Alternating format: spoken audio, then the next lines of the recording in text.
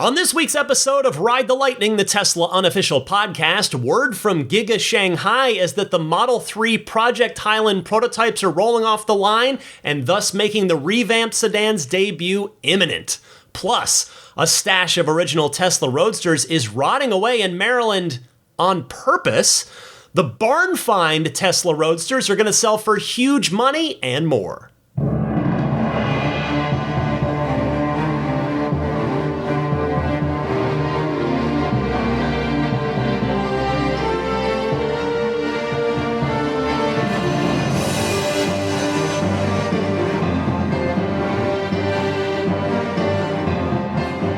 Hello, my friends. Ryan McCaffrey here with you for your weekly Tesla unofficial podcast. It's Ride the Lightning. It's episode 409 for June 4th, 2023. As always, there is plenty of Tesla to talk about this week.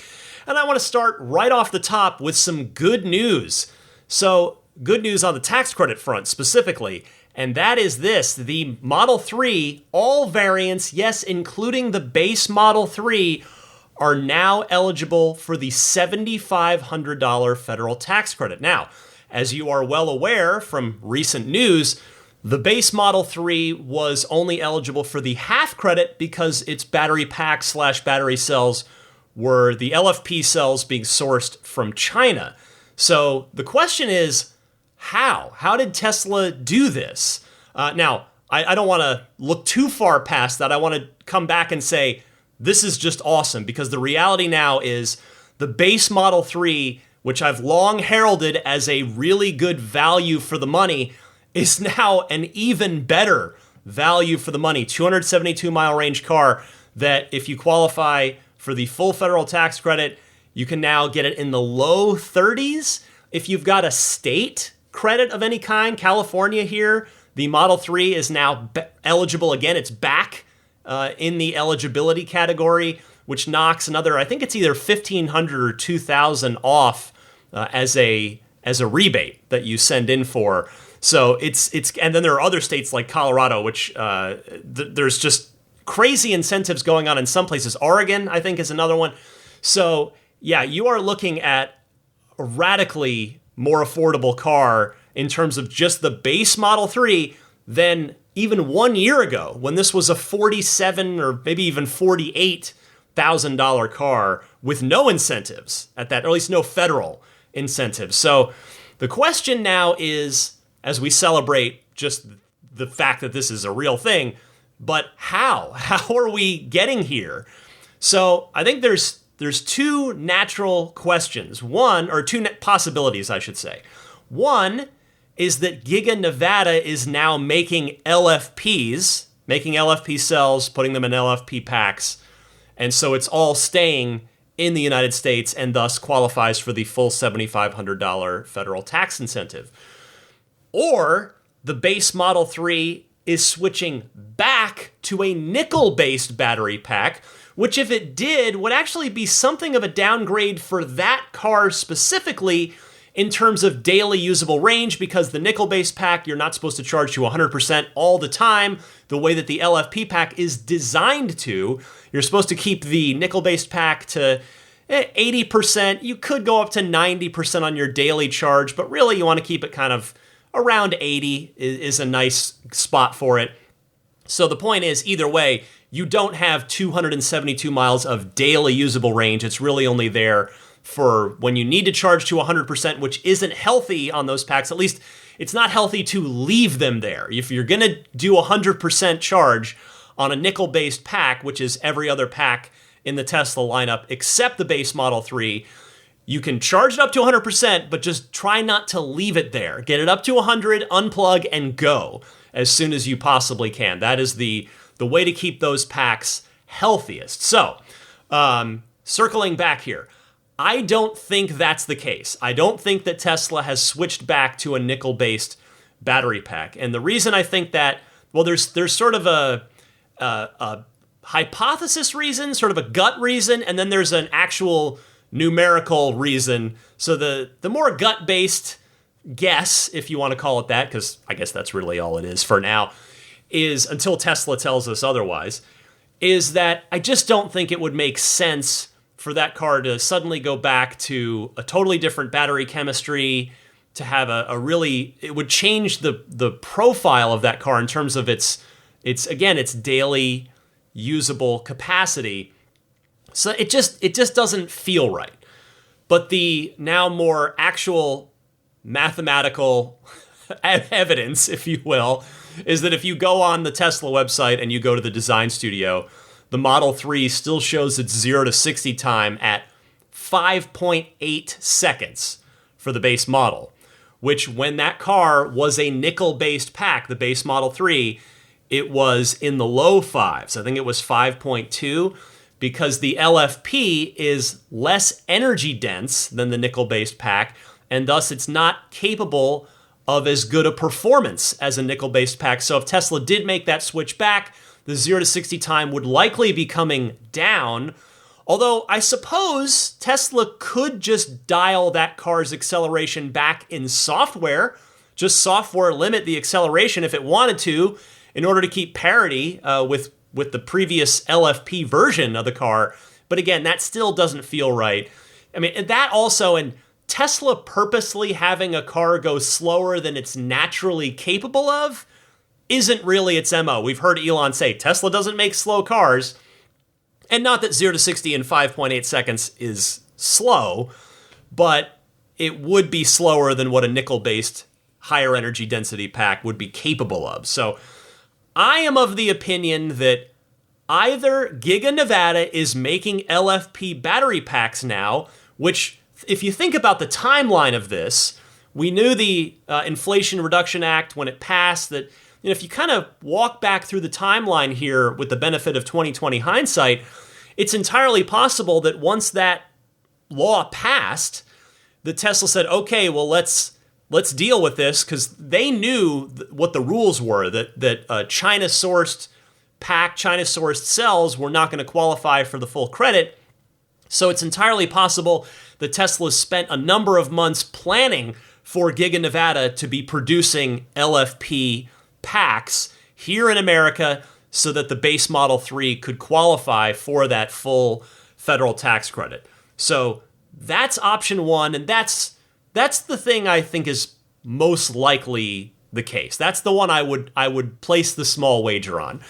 The other option I think that is most realistic is that Tesla has found some sort of loophole in the tax code, in this Inflation Reduction Act law, that is allowing them to get the full 7,500, even though the battery cells / battery packs are coming from China. So we'll have to wait and find out when either somebody asks Elon about it on Twitter and he responds, which doesn't happen too much these days about Tesla-related things, or somebody asks it on an earnings call, which we'll have another one of those coming up in, I guess, about a month and a half. We're about 6 weeks out.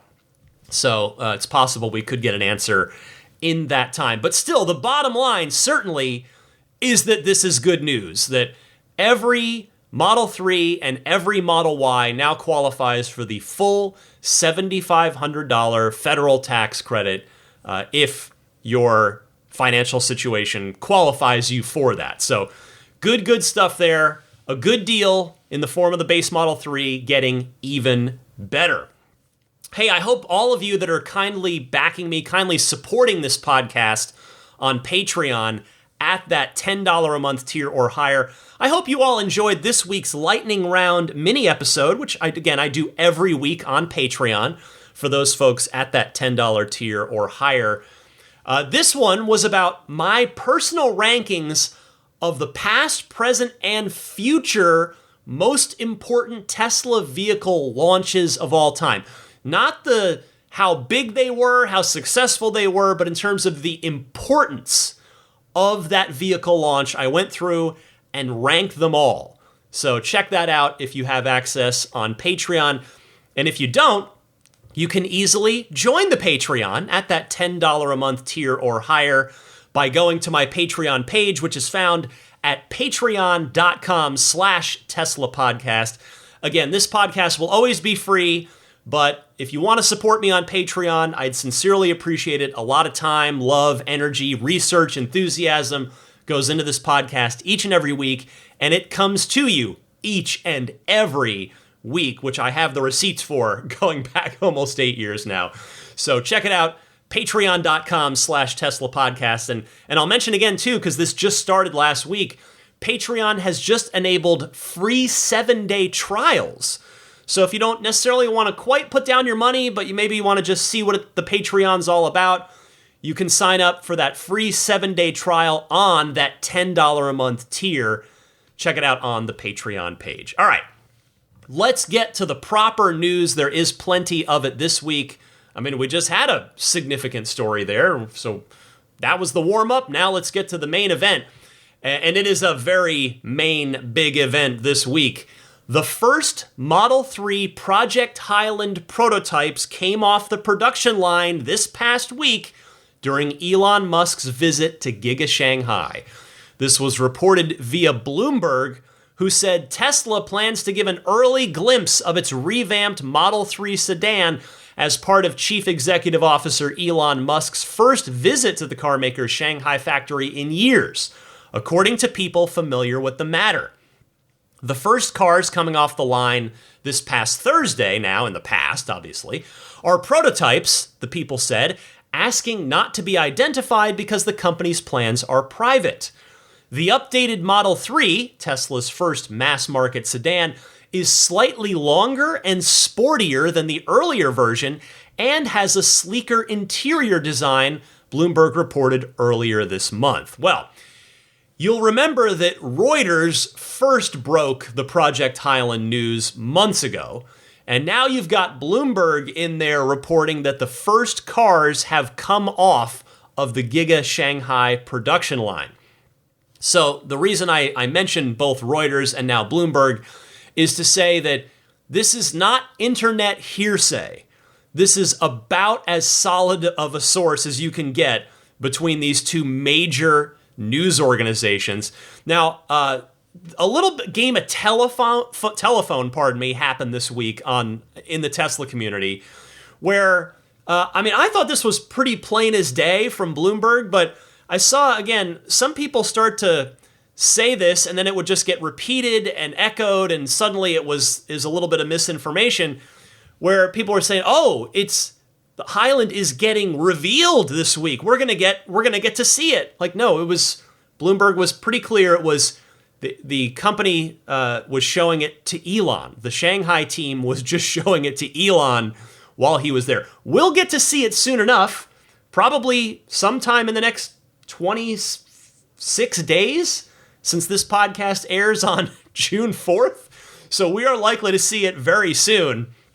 But for the time being, it's just Elon that got a look at it internally at Giga Shanghai while he was over visiting that factory.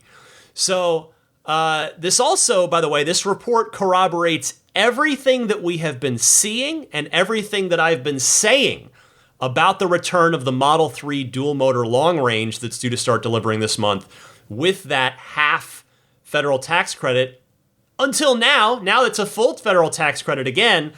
So I still think the Giga Shanghai cars are going to be getting shipped over because Fremont doesn't seem to have retooled just yet for the Highland vehicle. But I think this is coming together pretty cleanly now, is sort of the overall point. It remains to be seen how far behind Fremont's gonna be from Shanghai with building this new Model 3. But in the meantime, if you have ordered a Model 3 dual motor long range since its return to the design studio a few weeks ago, I would like to say to you right now, congratulations, because A, you're getting a great car. But B, there is a very good chance that you're going to be getting a Project Highland car, aka a brand new Model 3 that, as you heard Bloomberg sources describe it, which in another corroboration matches the leaked photo that I discussed in detail 2 or 3 episodes ago. You are getting a car that is slightly longer, per the Bloomberg description, and slightly sportier than the version that's been on the roads for the past 6 years. So the questions that I have now are as such. I have two of them. One, will we get an official launch event for the Highland? Will Tesla invite people to the Fremont factory, or potentially even do it in Shanghai? That's a possibility as well, since that's where we know they're going to be building them to start with. We did get a launch event for the new Model S, but that event was really more about the Plaid specifically and the insane new world record performance that Tesla had achieved with the Plaid. That event wasn't so much about the refreshed S itself, although there was some of that in Elon's presentation that night. So I'm going to lean towards no, that there will not be a launch event for this. Although, as I say that, if I'm being honest, I'm only about 60% confident in that statement. I think there's still a reasonable chance that an event might happen. My other question is this: when are we going to learn everything about the Project Highland cars? Or maybe the better question is, what will happen first? Will Tesla update the Model 3 page of its website first? Or will the first customer delivery of a Project Highland car happen first? And also, on a similar train of thought, are there going to be any buyers of the dual-motor long-range Model 3 that are going to be upset that they're getting something pretty markedly different than what they ordered on the website? Now, I'm not trying to be cheeky or funny here. This is a serious question that I'm asking. I mean, when I say that, though, I'm not really talking to or about any of you listening on this, because all of you are, if you'll pardon the phrasing, you're plugged in. You're a plugged-in enthusiast who will not be surprised if the car that you take delivery of is not the one that's currently pictured on the Tesla website. I'm talking more to and more about the average car buyer who isn't neck deep in the Teslaverse as we happily are, who just happened to go to Tesla's website in the past 2-3 weeks and decided to order the Model 3 dual motor long range based on what they saw on the website, based on the range and the performance spec and the price. And they decided, yes, that's the car I'd like. And they clicked order, and that's what they're expecting to get. I could see some of those people being, at the very least, a bit confused when the car that shows up doesn't look like the one that they ordered on the website. And I wouldn't blame them for that if they were confused. And even if I hope they'll in the end maybe not be upset, because hopefully the Highland will prove to be a nicer, a better. Nice is subjective. A better Model 3 that is functionally, tangibly better. Either, if not the range and performance, but in terms of maybe the seats, the creature comforts, etc. That those people ultimately will end up happy. But I do think that we could be heading for some very surprised customers come delivery time over the next month here as June gets ramped up. So in short, I am very eager to see how Tesla handles this. We don't have many examples of this in Tesla history, of Tesla changing the look of one of their cars. But I am super excited to see this thing, particularly in person, and particularly next to my own Model 3, just to compare it, just to see the differences. And I suspect that I will get the chance to do that soon enough. And when I say that, I'm not being cryptic. I don't have some thing lined up with Tesla where I'm going to be doing an interview or anything like that. I wish I did, believe me. And if I did, I wouldn't even tease it, because that's the quickest way to tempt fate for everything to fall through and for it to not happen, and for your audience to go, well, wait a second, you teased a thing, and what happened? I keep my mouth shut until the big thing that I'm doing is done and in the can, like with the Franz interviews, like with the Elon interview. I wait till they've happened and they're done, and I'm definitely going to be able to air them, and then I talk about it. Anyway, I do, to get back on track, I really do want to see this thing in person. And I really do think I will get the chance to do that pretty soon. Just out and about on the roads, or at a Tesla showroom, or over at the Fremont factory if I want to just hop in the car and drive over to the parking lot. Things like that. That's what I'm talking about. All right, next up this week. Thank you to listener Van for sending this to me.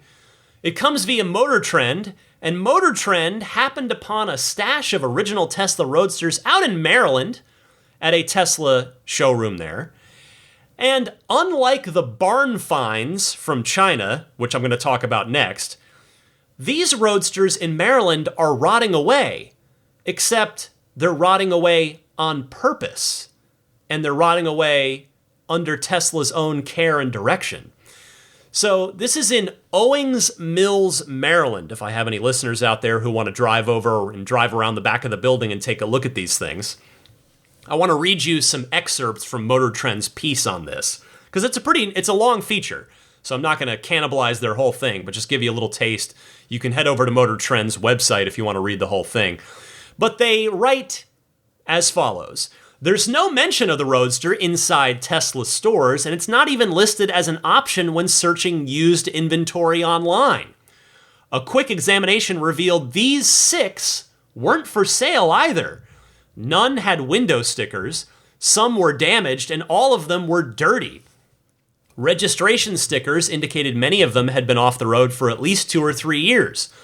Nobody at the store would speak on the record, but a technician, who refused to give their name, shared that the Owings Mills store has become something of a hub for Roadster service on the East Coast. They have one coworker who is the, quote, Roadster guy who loves working on these cars. Quote, the tech says, the challenge is most of the original technicians who were with Tesla, who knew how to work on these, are all millionaires now. They've all left the company. He's, of course, referring to the stock options from back in those days, the early days. Says, they told me that Tesla used generous stock benefits to lure service technicians from rival dealerships when setting up its own service centers. When the stock price soared in the late 2010s, it created a windfall for employees and a wave of early retirements. Quote, it's awesome that we have someone with deep knowledge of these products going back really far, this technician said. He's chosen to stick around because he likes the cars and likes the work. The tech said that owners from surrounding states bring their Roadsters hundreds of miles to Maryland for repairs. Quote, we keep these cars and parasitically break them down, certify the parts, and then use those to repair the Roadsters that are still in service on the road, the technician said. The first thing that we do with these is remove the high-power, high-voltage battery on the bottom. Tesla headquarters in Fremont requests that all of those battery packs come back to them so that they can resurface, and recycle, end quote. From there, parts are stripped away on an as-needed basis. The tech wouldn't specify what the high-demand items are, but they did say the process takes time. Quote, it's like a Costco rotisserie chicken, they said. You eat what you like the first day and then put it in the fridge. And you keep picking away at it until there's nothing left but bones and scraps, end quote. Once the cars are truly picked clean, the Owings Mills Service Center sells the aluminum chassis to a metal recycler. Compared to the dozens of Tesla 3, Y, S, and X models they service every day, it's a very small part of their business. The tech said they work on a Roadster maybe once every 2 months. Well, first of all, I want to say to the original Roadster service techs that made millions of dollars on Tesla stock, good for you guys. Good for you. You were in the right place at the right time.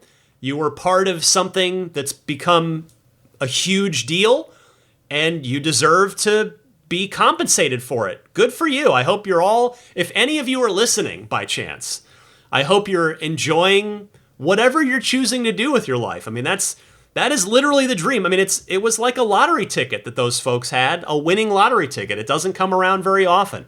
So good for all of you.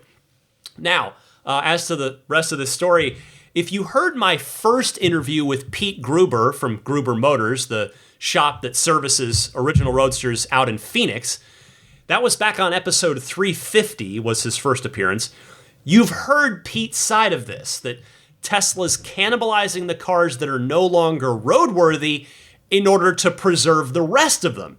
I mean, it is unfortunate from a history, automobile history perspective, but short of some third party stepping up and making new parts, which I can tell you from my experience in the DeLorean world is a really, really cost prohibitive endeavor. And by that I mean, to make new parts for the original Roadsters, it's either guaranteed to lose money, or the person making those parts would have to charge so much for them that it would become insane for the Roadster owners to pay that asking price for those parts. It's the tooling. Even something simple, a simple part, it's the tooling that requires a huge upfront cost. It's the quantities that you have to order in to justify the tooling, to justify this project, even making one part, to justify that happening in the first place. So it's a lot. And the thing to remember too is there were only 2,400, I think 2412, I believe is what Pete Gruber said on his last appearance here a week or two ago. Only 2,412 Roadsters to begin with.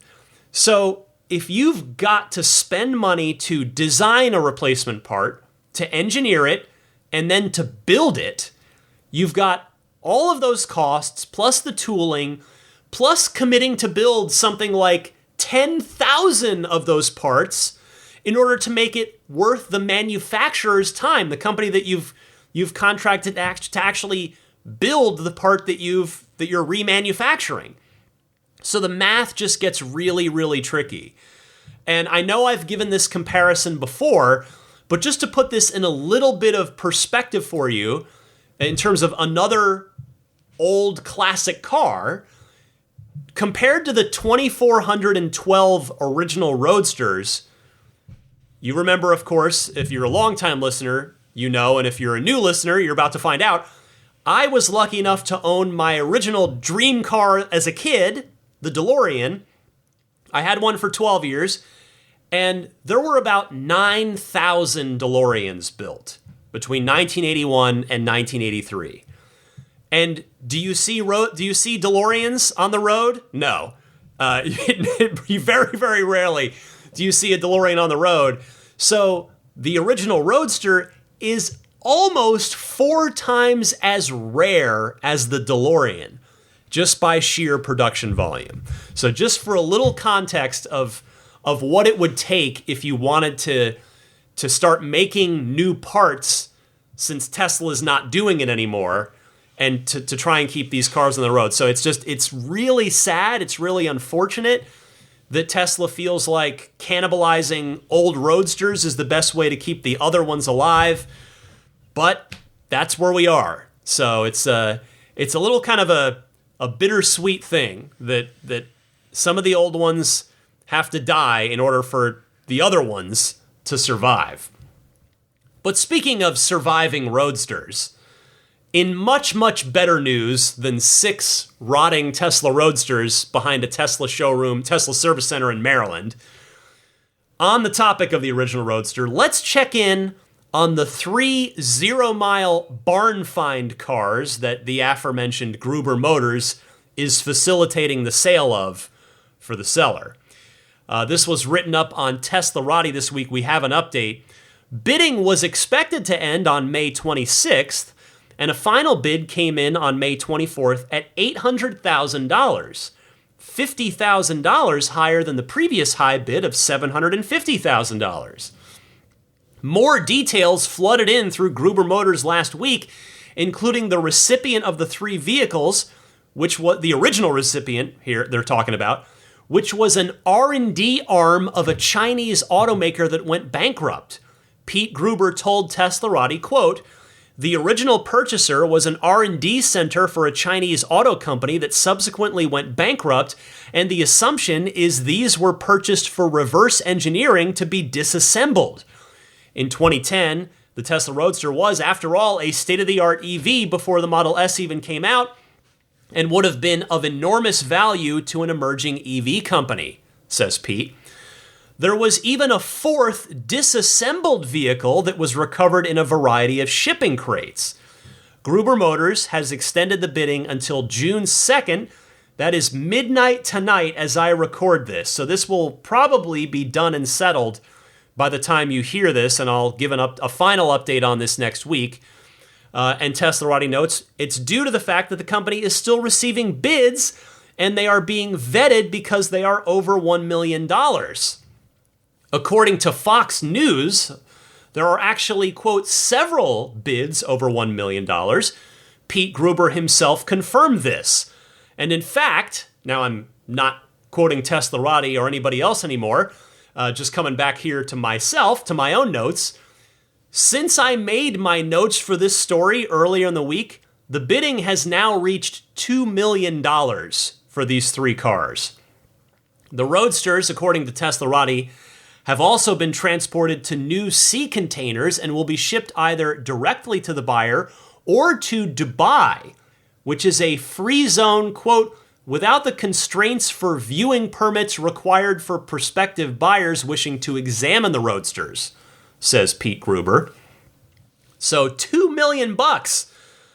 As I mentioned on last week's Lightning Round mini episode over on Patreon, I had said there that I thought these cars would go for at least $1 million, and I'm very happy to see that they are doing that and then some. In fact, going for double that I have to admit is a surprise even to me, and I'll bet if I were to ask him, probably a surprise to Pete Gruber. And I'm even more glad, by the way, forgetting about the $2 million bid for a second, I'm very glad that the now bankrupt Chinese automaker that bought these didn't end up tearing them to pieces, because now we have these three incredible examples of an historically significant car, and certainly an historically significant electric car specifically, but historically significant without any qualifier. EV, ICE, doesn't matter. The Roadsters, they matter. And 3 0-mile cars. I'm so glad these exist. And now we just have to wait a little longer to find out what the final sale price is. But this really is such huge news for EV history and certainly for Tesla history. These are now by far the most valuable production Tesla's ever made. I'm throwing in that qualifier because certainly the original Model S prototype that's currently on display in the Peterson Auto Museum, and the Roadster, the next-gen Roadster prototype that's currently in Franz's design studio, and because the rolling mule is at the Peterson, the real one is presumably tucked away in Franz's shop. You know, the original Cybertruck prototype, those vehicles, you could say, if they were to be sold, which I don't know if they legally could be because they're prototypes, they're not officially roadworthy or whatever, but anyway, like those maybe would be worth as much as these Roadsters, maybe more. But in terms of production cars that you can buy and immediately start driving if you wanted to, these are now the most valuable Teslas ever, and probably the most valuable EVs ever made. One possible exception comes to mind, and that would be one of the few, or any of the few surviving GM EV1s that survived being crushed, like the one at, yes, the Peterson Auto Museum. It's worth seeing if you do end up going there to see the Tesla exhibit. But just think about that for a second. That is pretty crazy that these three Roadsters individually are now the most valuable Teslas ever, and probably the most valuable EVs ever. Awesome. I love it. I love it. It's a trivia question now. I've got a couple more stories for you this week. The next one is an update on some under-the-hood changes in the latest FSD build, which seems to have been pushed wide this past week. I got it yesterday, Thursday. And this comes courtesy of our white hat hacker friend, Green the Only, who, as he does, dug into the code. Green tweeted, quote, "So despite the 11.4.2 release notes not changing from the .1 release, the differences underneath are substantial. There's now Auto Wiper version 4 with the ability to disable, quote, deep rain," and he adds editorially, "I guess that did not pan out all that well." And then he adds, "There's automatic emergency braking for cut-in traffic as a server-side toggle, and a bunch more stuff. Also, the FSD beta suspension interval was reduced from 2 weeks to 1. So thank you, Green, as always, for doing your white hat hacker stuff. A couple of interesting items there, in my opinion. First, I want to start with the auto wiper, because the auto wipers have been the bane of many a Tesla owner's existence for a while now, and I'll bring some mathematical evidence for that in just a second. Now, personally, and this might reflect some of your experiences, I would say that overall, I have a good but not a great relationship with the Tesla auto wipers. I would say that they work well a lot of the time for me, but the problem with something like that, auto wipers that have to be on if autopilot's in use, is that even if it works perfectly 99% of the time, the 1% of the time it doesn't, and by the way, the auto wipers are not 99%, but just as an example, the times that it doesn't work properly, it'll drive you nuts. It reminds me of, to dig into my video game history, because of course that's what I do as a day job, it reminds me of the old Xbox peripheral, the Kinect, if you ever either had one or remember that thing. When the Kinect, which if you're not familiar with it, it was a camera array that would read your body movements and use them as input for video games. So like dancing games or other kind of like games where you could be physically active controlling the game with your body. So when the Kinect worked properly, it was like magic. It was awesome. But when it didn't, which with the Kinect was a lot, if I'm being honest here, particularly with the benefit of 2020 hindsight, when Kinect didn't work, you wanted to throw it out the window. So anyway, back to Tesla. Sometimes in my experience, my car is freshly clean. I mean, I have just washed it the day before, and the glass is perfectly clean. The sun is out, and I'll be driving down the freeway, and the auto wipers will suddenly just decide to do a few windshield wipes, to just turn on. Sometimes it'll turn on the jets, the windshield washer, the washers, which really upsets me if I've just cleaned the car, because then suddenly I've just got like a watery mess everywhere over my freshly clean car. That one, you can intervene. It gives you like 2 or 3 seconds to disengage autopilot before it starts spraying the windshield washers. Sometimes I'll catch it, sometimes I don't. But anyway, so when it tries to clean turn the windshield wipers on freshly clean glass, that's annoying as heck. And it also makes me look like a total idiot to other drivers. At least I feel like a moron when I'm driving down the road, that other people are looking over going like, what is wrong with this guy? How does he not understand how windshield wipers work? It's really, I feel ridiculous when it happens. And then sometimes, the other time it'll be frustrating, is if it's misty out, which does happen here in the San Francisco Bay Area at various times of year. It'll be misty, and that mist will build and build and build on the windshield, and the auto wipers refuse to engage in that situation. So all that is to say, hearing that Tesla is putting work into the auto wipers makes me very, very happy. I know there are plenty of owners out there that wish Tesla would just put a proven rain sensor, just a physical piece, back into the cars like the S's and X's used to have. And I certainly don't disagree with those voices. I can't argue against that. The problem is that just we know Tesla at this point. We know their MO. They're going to remove parts anytime they can get away with it. And they are getting away with it to some degree here.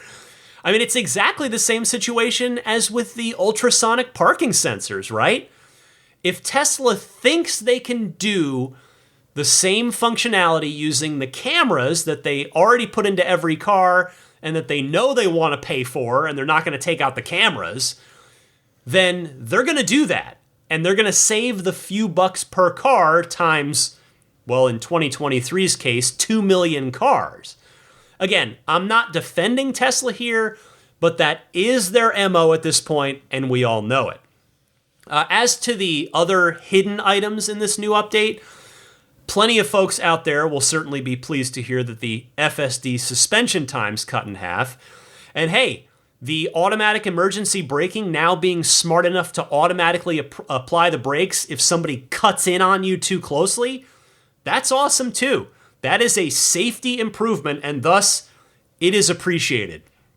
Now, circling back for 1 second to the subject of the auto wipers, I figured I shouldn't just let my experience be the only one that's discussed here. I decided to make this the subject of this week's Patreon poll. Again, every week, usually Tuesday night is when the poll goes up at patreon.com/Tesla podcast. The Patreon poll, you do not have to be a Patreon backer to vote in. It is open to the public. Just cruise on over there anytime. Again, the poll goes up on Tuesday night, but you can vote on it up till, Friday night when I record. That's when basically the results are tallied. And here we go. For this week, I said, rate Tesla's auto wipers on a scale from 1 being awful to 10 being amazing. And the results are interesting here. Over 200 votes this week. The highest vote of 1 to 10 was 7. 25% of you, a quarter of you, which is the plurality of you in this poll, 7, which is good. And I'll tell you, I would probably also have joined the folks that voted 7. But what makes it interesting is that the next highest number that was voted for, and it was close, 23% to the 25% that the 7 got, 23% of you gave it a 3 out of 10, which is quite bad. Which is quite bad.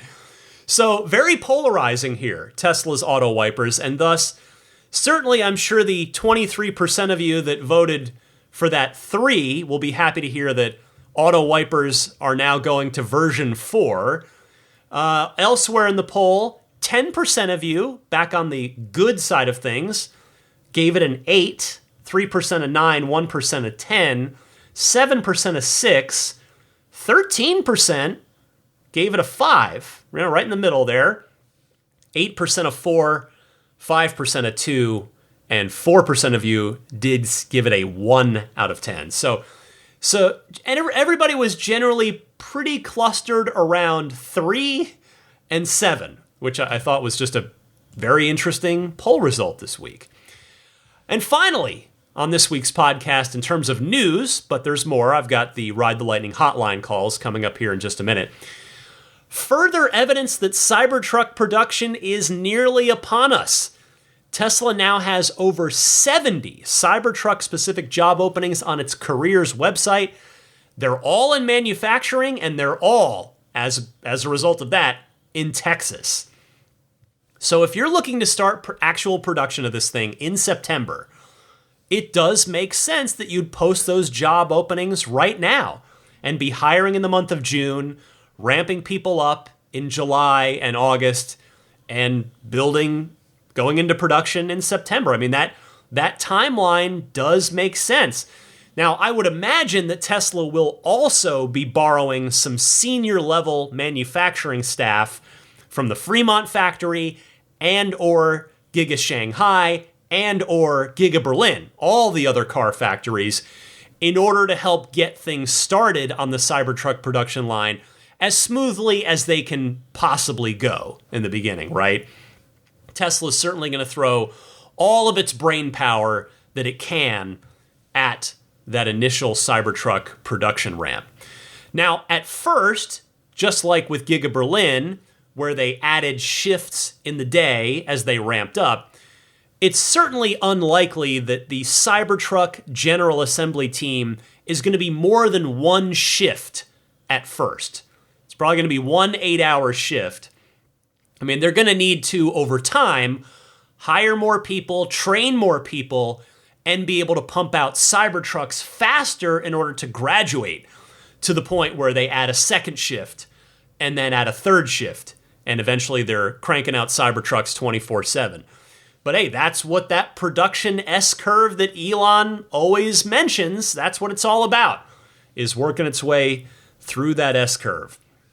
And by the way, hey, if you have manufacturing experience, manufacturing expertise, and or manufacturing interest, and you either live in Austin, Texas, or are willing to relocate there, hey, why not head on over to the Tesla Careers website and apply? If you're listening to this podcast, as I said earlier, it means you're an enthusiast. You are passionate about Tesla's cars and about what Tesla is doing as a company. And if you've got that and you've got manufacturing talent, then speaking as someone who is a Cybertruck reservation holder, you are the kind of person that I want building my Cybertruck. I mean, yes, I want the expertise and the talent and the experience first and foremost, but if that person can also be a Tesla enthusiast who super cares about the cars and about the company, well, that's just going to make for better Cybertrucks. There will just be better everything, just better, more care, more TLC put into each and every Cybertruck. I know that might sound sappy or cheesy, but I really believe that. I mean, if you're passionate about your work, you're going to do a better job on that work. So go head on over to the Tesla Careers page. If I'm talking to you right now, if this sounds like you, don't let the opportunity pass you by. Go jump on it. All right, that'll do it for a busy week. Wow, I've been talking for 46 plus minutes already just in the news block. But I'm not done. We've got the Ride the Lightning hotline coming up next. I've got a few excellent Ride the Lightning hotline calls from all of you teed up and ready to go right after this. Hi, this is Franz von Holzhausen, and you're listening to Ride the Lightning with Ryan McCaffrey, the Tesla unofficial podcast. I took a quick breather there after talking for 45 minutes straight and opened up the mail, and much to my delight, the just added to the online Tesla shop new shirt arrived that I ordered as soon as I saw it go up. There is it's a Cyber Bear. It's a Tesla California engineering shirt. It's the state of California logo with a Cyber Bear over it and a little Tesla T. I mean, I'm not an engineer, but I am a Tesla owner in California, so I wanted to grab that one. There's actually a couple of new shirts. There's a really nice new Cybertruck shirt on the online Tesla shop as well that I also immediately ordered. It's neat. It's like just a side profile of the truck with kind of the lights, like the light headlight beam extending out on one side of the shirt and the red tail light beam extending out on the other. Looks cool. So check it out. You got to stop by the Tesla shop from time to time because they do add neat new stuff here and there. All right, before I get to the phone calls this week, I want to once again mention Accelerate Auto. They've been kind enough to extend their offers to you here via the podcast, that $100 off policy, the discount code Lightning. So again, Tesla's got their own extended care plan now, extended warranty, the fixed 2-year, 25,000 mile plan. But XCare offers up to 10 years and 125,000 miles of extended factory coverage on the warranty. You can also purchase XCare for any Tesla, no matter where you bought it. Tesla's plan is only offered to customers who bought their cars new from Tesla. And with the Tesla one, you can only opt in before your car hits 50,000 miles. If you're a mile over that, you're out of luck. XCare plans can be purchased anywhere up to 125,000 miles. Finally, while both Tesla and Xcare have $100 deductibles and 24/7 roadside assistance, Xcare also offers rental reimbursement and trip interruption coverage, which Tesla doesn't. And the Xcare plan covers everything that Tesla's own extended warranty does. So check them out and see which plan is right for you. Go to accelerateauto.com/Xcare, emphasis on the X. It's spelled XCELERATEAUTO.com/XCARE. And don't forget, again, that $100 off discount code, which is Lightning, applicable anywhere except, sadly, Florida. So my apologies to my Florida listeners, which I know there are plenty of you out there. It's not my fault. It's not Accelerate Auto's fault. It's a Florida state law thing. But accelerateauto.com/Xcare. I've got my own policy. I've got a 3-year, 40,000-mile extended service plan, which I am very happy about. And I've used it once, actually, since the last time Accelerate Auto had been supporting the podcast. I used it with my what are they called? Oh, the upper control arms. There we go. Sorry, I blanked out for a second. And I was paid promptly. Filing the claim was really easy. So I've only got one experience actually using it so far, but it was a positive one. Check them out. All right, Ride the Lightning hotline time. If you've got a question, comment, or discussion topic for the podcast, give me a call. You can do so in one of two easy ways. Either use your smartphone's built-in, my goodness, I think it's getting late. It might be time for me to go to bed. Anyway, use your smartphone's built-in voice recording software. Record your question. Please try to keep it to 90 seconds or less, so that I can get to as many calls each week as possible. And then email that file to me at my podcast email address, which is teslapodcast@gmail.com. Or you can take that same 90-second or less question and call in and leave a message on the Ride the Lightning hotline. It's very easy. It's toll-free, 24/7. Just dial in 1-888-989-8752. Again, that's 1-888-989-TSLA. And if you know someone special with an upcoming birthday, anniversary, graduation, or some other special occasion, you can give them a unique gift of recorded voices from friends and family telling them why they're special. The recordings can be podcasted or put onto a keepsake. Visit lifeonrecord.com to learn more. The first caller this week is Glenn from Cape Town, South Africa. Hey Ryan, it's Glenn here from Cape Town, South Africa. I thought I'd talk about the Cybertruck for a bit. With all these interior photos that are starting to surface on Twitter, and me reading the comments, it seems to me that people think that this is the final design, what's finally going to end up in the actual production Cybertruck. I must say, I'm not too convinced. The sort of square slab dashboard doesn't look finished. I got a suspicion, and maybe this is what I'd like to get your opinion on, is whether you think that there's going to be a dashboard redesign in the production Cybertruck. It just doesn't look finished. And what I can't seem to understand is how people thought that eventually we would get that marble dashboard that we saw at the unveiling. I really didn't think that is something that would eventually make it into a production Cybertruck. I don't know why people thought that would actually be the final product.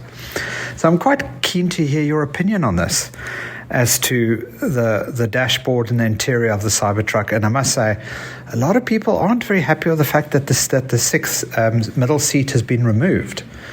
But also, I can also understand why it's been removed, because of potential safety concerns and obviously regulations and those type of things. Well, I just hope that's not going to put too many people off. But hell, it's a really nice looking vehicle nevertheless. So I think, I hope that what we're going to see in the final production Cybertruck in terms of the interior is going to look sexy and awesome, and that everybody's going to love it. Anyways, Ryan, thank you very much for a great show as always. Cheers, bye. Glenn, I appreciate your call. I want to start with your comment on the original marble-looking, paper-based dashboard that was in the original Cybertruck prototype on the night of the unveiling. I had the very unique pleasure of getting a ride in the Cybertruck that night, And let me just say that my firsthand impression of that dashboard is that it was truly beautiful. I mean, it was awesome. In fact, my terrible handheld shaky cam phone video of that test ride is one of the few actual videos on my YouTube channel. Like, I have a YouTube channel. It's mostly just syndicating the audio here, where every single episode of this podcast is on there, but there's no video. The video is just a logo. But anyway, there's actual video of my Cybertruck test ride on there. And you can, it's dark, but you can kind of see it. Like, and I probably comment on it in the video too. I haven't watched it back in a long time. But if you would like to see it, that's one place you can see it. There are certainly better pictures of it on the internet than my little video. But anyway, what I would say to that is anything besides that beautiful marble-looking paper-sourced whatever dashboard that they had going on that night is a downgrade, at least from a visual perspective, right? And in fact, Tesla even removed that marble-looking dashboard from that original prototype. If you have the chance to visit the Tesla exhibit at the Peterson Auto Museum in Los Angeles between now and mid-October, which is how long the exhibit's running, you will see that the dashboard's been swapped out. But anyway, to get back to your question, and I realize it will likely disappoint you to hear this, but I believe that the interior that we're starting to see more pictures of now is absolutely what we're going to be getting on the production truck. The beta trucks that they've been building lately, and they're the same ones that we've been getting these photographs of, I mean, these are the final step before test production on the actual production line starts. So that's why I think this is exactly what we're getting. I don't think Tesla's holding anything back here.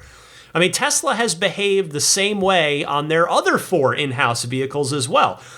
It's going to be Spartan, as the 3 and the Y are, but it does have Alcantara on the dashboard and on the headliner, which at the very least serves to make it look a bit more upscale than the Model 3 and the Model Y. And then it's also got the second row screen on the back of the center console that the S and the X have.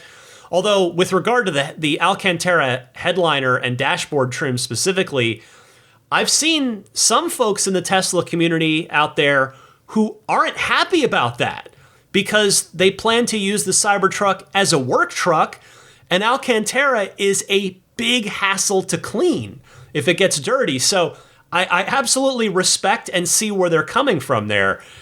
I think you're absolutely right about the fold-down front middle 6th seat being removed for safety reasons. That's most likely the reason for it. I also understand and respect that is a big disappointment for a lot of people as well. So my point is, whether you're happy or not with what you've been seeing, and I understand people falling into either camp at this point, I am pretty confident that this is indeed going to be what the final Cybertruck's interior looks like. Thank you very much for calling in, Glenn. Next up is John from Collingwood, Ontario, Canada, also talking Cybertruck. Hi, Ryan. This is John from Collingwood, Ontario. And a question for you. I hope to take possession of a Cybertruck soon and wondered if it's possible for us to go to Texas to pick that up. I live in Canada, and it would be a lovely trip down and a road trip home. Also, just curious as to how to get the happy dance to happen in a Model X. I'm renting one for my daughter's wedding in 6 weeks and love to be able to show it off. Appreciate your podcast. Thanks so much. John, thank you for your call. The Model X light show / dance, no problem. I can help you with that. Just go into the toy box and you will see the light show option in there. You'll find it very easily, no problem. As for your desire to take factory delivery of your Cybertruck, that's a little bit more of a problem. The good news there is that there is a lot of interest in that. You are far from alone on that wish, and so hopefully Tesla is working and making plans to accommodate that. However, if I'm being honest with you, and I always am, because what good am I to you if I'm not giving you honesty? I'm not personally very optimistic that factory delivery is going to happen on the Cybertruck. Now, as always, with these kinds of hunches that I make, I hope I'm wrong. When I'm making a hunch about a thing that's not the outcome that we all want, I hope I'm wrong. But there are a couple of factors working against you here. First, Texas currently does not allow for the sale of direct-to-manufacturer cars in its state. And so as it stands now, to the best of my knowledge, if you order a Texas-built Tesla, which you can now do, the Model Y, standard range all-wheel drive, the vehicle has to leave the state first before it gets delivered in Texas. So that's a logistical nightmare for Tesla in terms of setting up a factory delivery option with the Cybertruck. And second, and sadly I'm afraid this applies to your case specifically, certainly other listeners too, but in your case specifically, you'll have Canadian homologation to deal with your Cybertruck. So when the time comes that Tesla does build Canadian spec Cybertrucks, those are likely to get shipped up for delivery on your side of the border, as there are likely either logistics and or policies that might keep you, a Canadian citizen, from taking delivery of a Canadian spec Cybertruck outside of Canada. Again, I could be wrong. None of this is certain. I hope I am wrong on all of this, and that Cybertruck factory deliveries are totally going to be a thing, because quite honestly, I would probably consider it myself, even though, that'd be a long road trip from, no longer than, shorter than what you would have going back to Canada, but San Francisco to Austin is not a short haul either, but it would be fun, right? To go see the factory, get factory delivery there, that'd be pretty sweet. But we know that Tesla is so devoted to efficiency in all things that I'm just not confident. Again, being honest, I'm not confident that Tesla is going to go out of its way to set up factory delivery. But one way or the other, we'll find out in just a few more months. I've got one more call that I have time for this week. It's from Mike in Maryland, responding to the earnings call. Hi, Ryan. It's Mike from Maryland. Long time no hear. I was listening to the latest podcast when you were talking about the earnings call. And one thing that you didn't bring up, and I was kind of wondering this, so you're the unofficial Tesla podcast. On the latest earnings call, is it possible that you may become the official Tesla podcast? As Elon mentioned that he may start having a podcast after the various earnings calls and quarterlies and that sort of thing.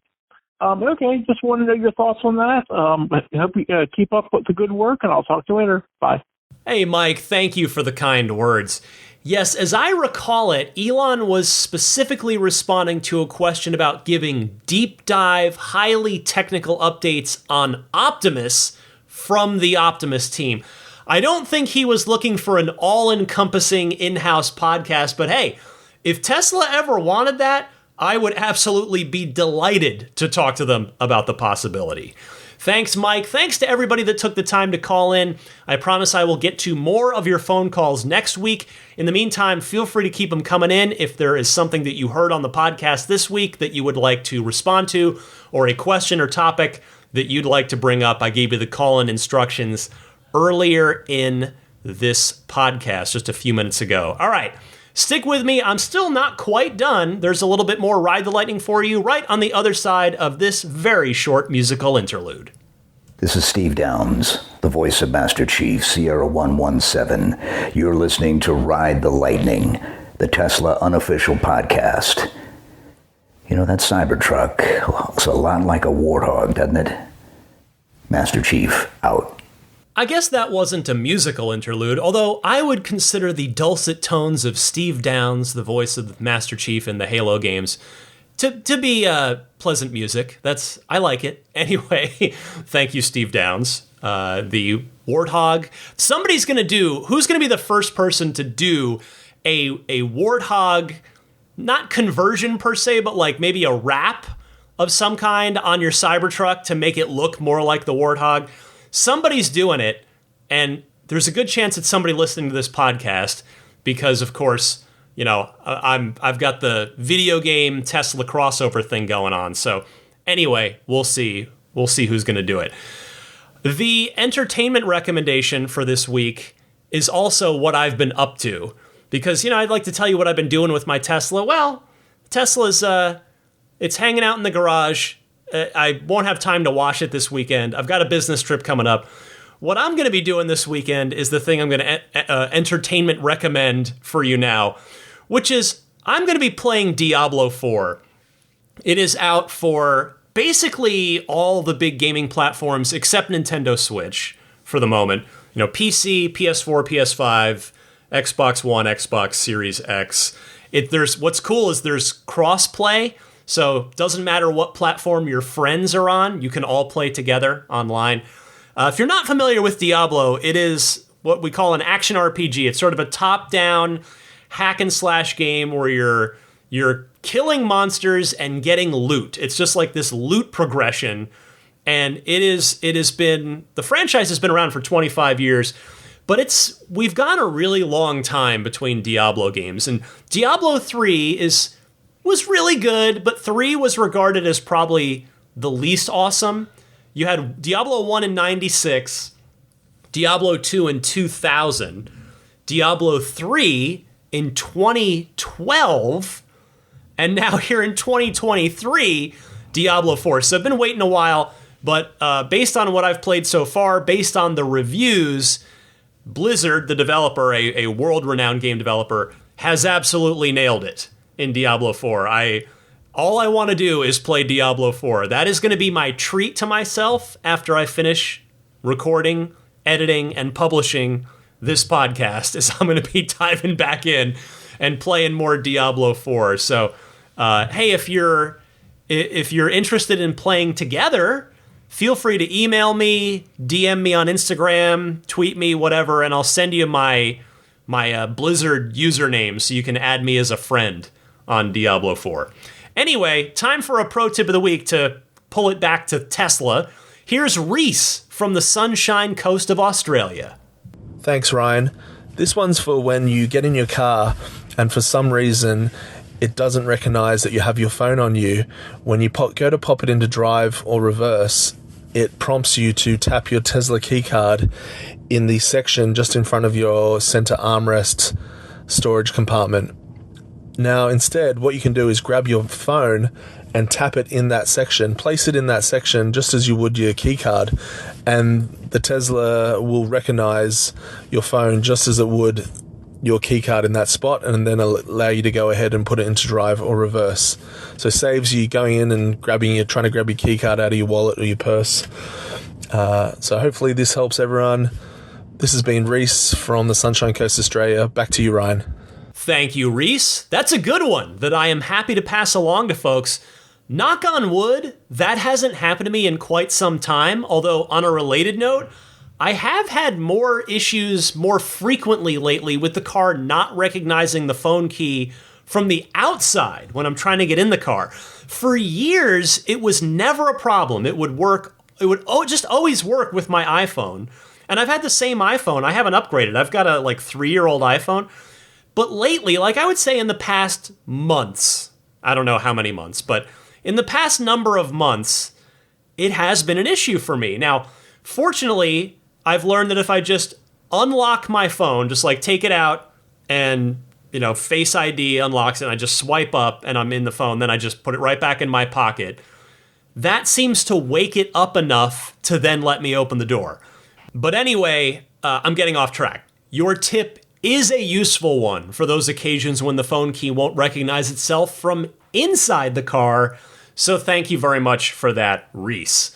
And if anybody else out there has a pro tip of the week that you'd like to share with me and your fellow Tesla owners and enthusiasts, I welcome and encourage you to record it and send it to me the same way that you send in a regular Ride the Lightning hotline call, which I gave you the instructions for a little while ago. Before I get out of here, let me mention some friends of Ride the Lightning that can hopefully be of use to you. AbstractOcean.com, the world's #1 awesome purveyor of fine aftermarket Tesla accessories. Go to AbstractOcean.com, click on whichever Tesla you own. It will then sort by every product that's available for your car, whether it's an interior lighting kit, drop-in cup holder stabilizer, just all sorts of, there's so much on there. The tempered glass screen protectors. You got to take a look, and when you put everything that you like in your online shopping cart and you get to checkout, use the coupon code RTLPodcast, all one word, no spaces, RTLPodcast, to get 15% off of your first order. The snap plate, available for all 4 Teslas, everyamp.com/RTL. That is the front license plate bracket that I recommend versus the sticky tape version that Tesla gives you with your car.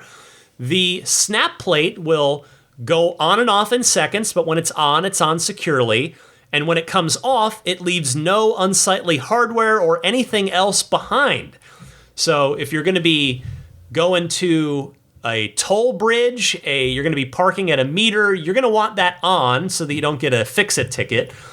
But if you're going to be detailing the car, just out for a cruise, maybe whatever the case may be, and you want to take it off, just go ahead and take it off. It's that simple. The tools are included, and I definitely recommend this. The snap plate for Model S, Model 3, Model X, and Model Y. Get yours at everyamp.com/RTL.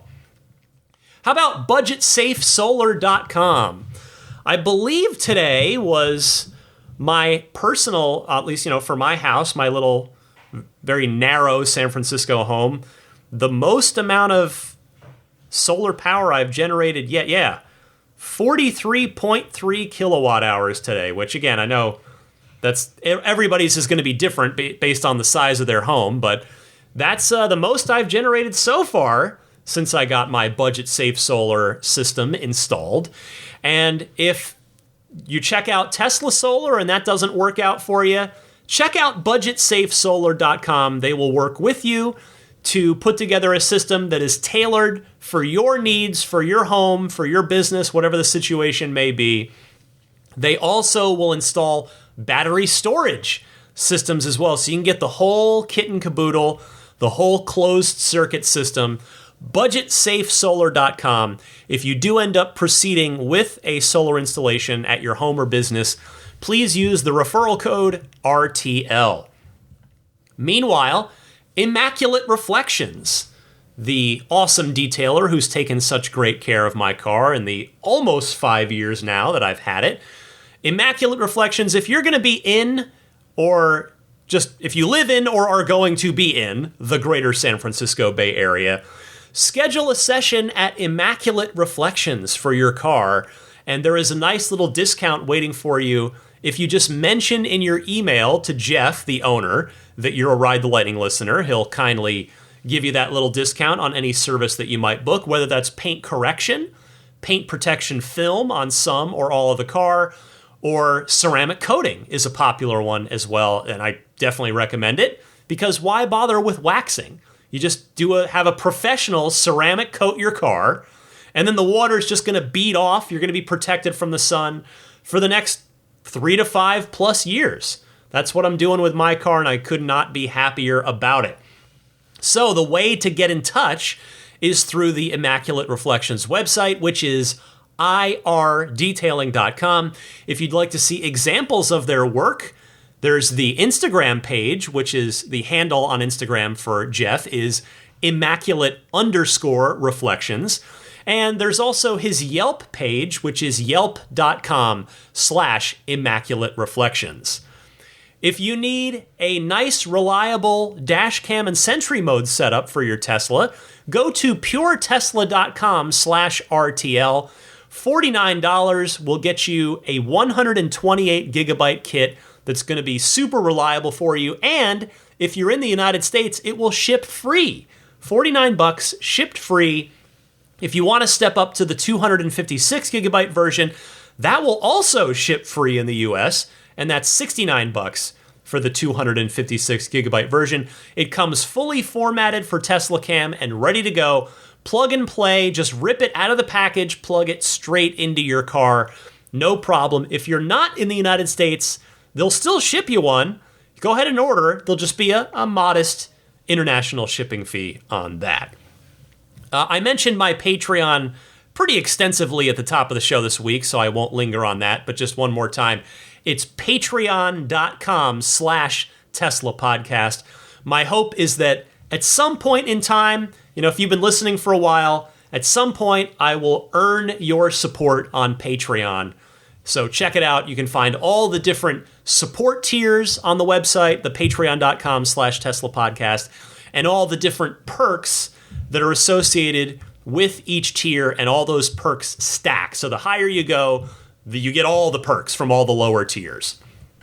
Finally, if you are not already subscribing to the podcast, that is a free thing that you can do on your favorite podcast service. So be sure to do that so that you don't have to remember to go get the show each week, every Sunday at 9 a.m. Eastern, 6 a.m. Pacific. It will just push out to you automatically because you've subscribed on your favorite podcast service. So you can do that on Apple Podcasts, on Google Podcasts, on Stitcher, TuneIn, Spotify. I mentioned YouTube earlier, which is, again, it's mostly just the podcasts are all audio only, and there's the occasional rare actual video, like of my Cybertruck test ride. On YouTube, just search Ride the Lightning Tesla. You should find my channel very easily and can subscribe there. Tweet me if you like. DMC_Ryan is my handle. Same handle on Instagram. That's all Tesla all the time over on Instagram. But on Twitter, I'm talking video games, I'm talking some sports, and talking some Tesla. So there's a little bit more mixed in, whichever social media you prefer to follow me on there.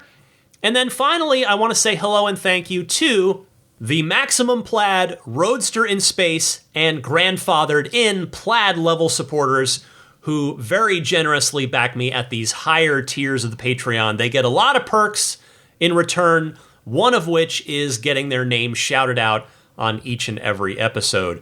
I will start with the Roadster in Space tier backers. Thank you very much to Pete White, Lyle Austin, Steve Radspinner, Fernando Cordero, Lawton from Chicago, Sean Neidig, Neil Weaver, Jackson Wallace, Rolf and Jennifer Evers, Howard Anthony Smith, Victoria Iacovetto, Tesla Hitchhiker 42, Kara Weston, Robert from near Philly, and Chase Lancaster. I had a great one-on-one chat with Tesla Hitchhiker 42 last weekend, as that's the extra perk you get for the Roadster in Space tier is a monthly one-on-one with me. And she was talking about she's going to be heading down out to California. She lives on the East Coast, and she's going to be visiting the Peterson Auto Museum and the Tesla exhibit. So I was telling her I'm so happy for her to get to see that, because there's just so many great historical pieces in there just in the Tesla exhibit. And then the rest of the museum's awesome too. So Tesla Hitchhiker 42, I hope you have an awesome time at that.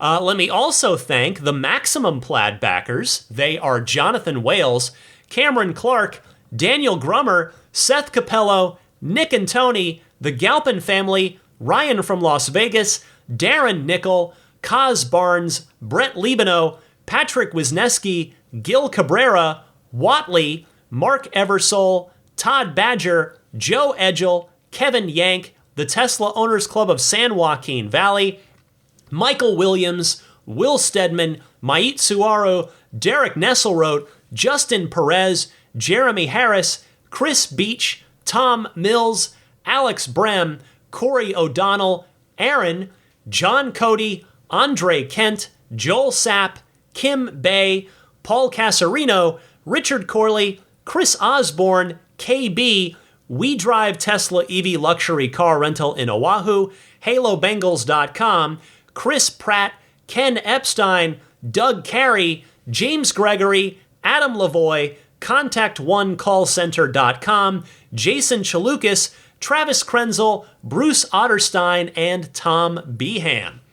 Finally, a big thank you goes out to the Plaid level supporters. The Plaid tier is no more, but these very kind folks continue to support me at that level, and so I've grandfathered them in to all the perks. So thank you so much to George Cassiopo, David Brander, Logan Willis, Peter Chalet, Eric Randolph, Dory and Steve Guberman, the Tesla owners of Taiwan, Ron Lee, Charlie Gillespie, David Perella, Dennis Peak, Jeff Angwin, Chase Cabanillas, the Lydia family, Aaron Altschul, Jared Brown, Jerome Strack, Jamie Dalton, the Tesla Owners East Bay Club, Mike and Barbara from Louisville, David J. Howes, Matt Nixon, the Tesla Owners Club of Wisconsin, Jonathan Zalesny, Ish, Not Elon Musk, T. Kirk Lowry, Peter, and the Bear Boys of Colorado.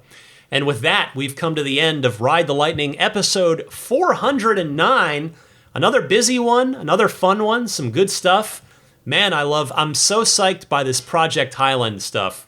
I love that it's imminent. I can't wait to see the car for real and see what Tesla's done, both inside and out, on the interior and exterior. I mean, at this point, it could be any time. Like, on next week's podcast, Tesla might just update the Model 3 website. It could be any time now. So we'll see. It also could be 3 weeks from now. But it's definitely happening soon. It's just a matter of how soon. Whenever it is, I will be here for you to talk through it, to analyze it, to celebrate it, to enjoy it, to have some fun, and hopefully to celebrate a bunch of you taking delivery of it. If you've ordered a Model 3 dual motor long range since it came back into the design studio, you stand a very good chance of getting one of the first Project Highland cars off the line. All right, that is enough from me. It's been a long episode, but hopefully you found the time was well used and well spent. Thank you so much for giving me your time and attention. Your time is the most valuable thing that you have, in my humble opinion, and so I do not take it for granted that you've chosen to spend well over an hour of it this week with me here on Ride the Lightning. Happy electric motoring, my friends, and I'll see you back here next week.